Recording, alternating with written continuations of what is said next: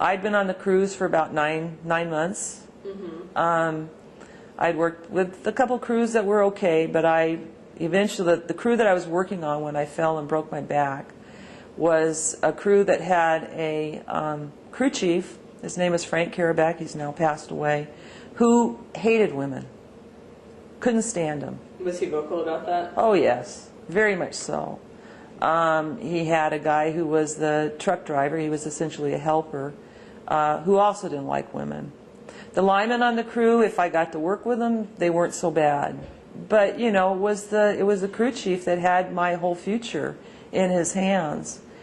And so, and he was, you know, he hated blacks, he hated women, he hated, you know, all kinds of stuff. And he wasn't drinking at the time, but he was known to be a heavy drinker and, you know, an alcoholic. So they put me up this guy's crew. That means that his whole life has to be changed because I'm there. You know, now where's the setup? I mean, you can only lay so much on somebody like Frank Karabeck, but, you know, management, I think, was very well knowledgeable about what the hell it was that they were doing.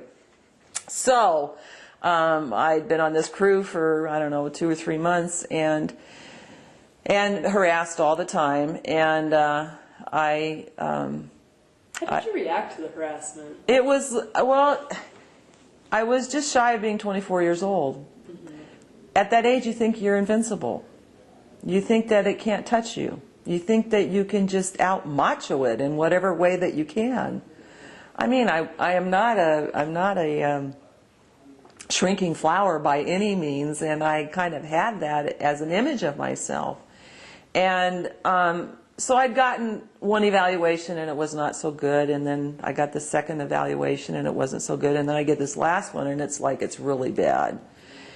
And I'm going, okay, I'm going to show these guys. So I go to work one day, and the job I was doing was simple, and literally I was running up and down poles, and I was going fast because I wanted to show that I was being productive. And the other thing is that you couldn't, what they called hitchhike, with your belt going up and down the pole. You always had, and that's your scare strap when you would be working. So you had to free climb. And so I was coming down the pole, and I was coming down very fast, and one of my hooks hit a knot, and that foot went flying out, and my other leg was coming down, and that was it. I somehow cut back in. I landed sitting. I fell 28 feet and landed sitting. The first words out of my mouth, which I did not remember, in fact it was Frank Karabeck who told me about it, and then I remembered, was to apologize for having stopped the work of the crew. And that, it will be the only thing I will ever thank that man for, because when he told me that, I did remember that I said that. I had not remembered that.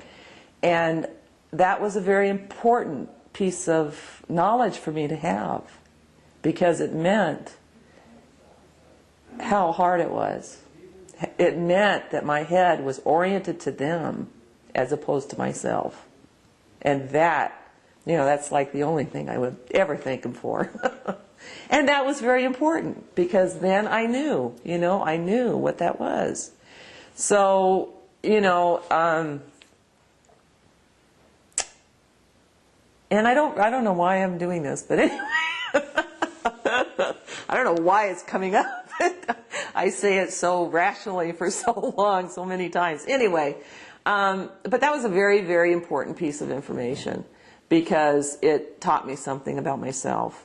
And it also taught me about how these kinds of pressures can really, you know, take hold of people. And so I worked very hard to get back. I had a lot of support from, you know, people who would come to see me.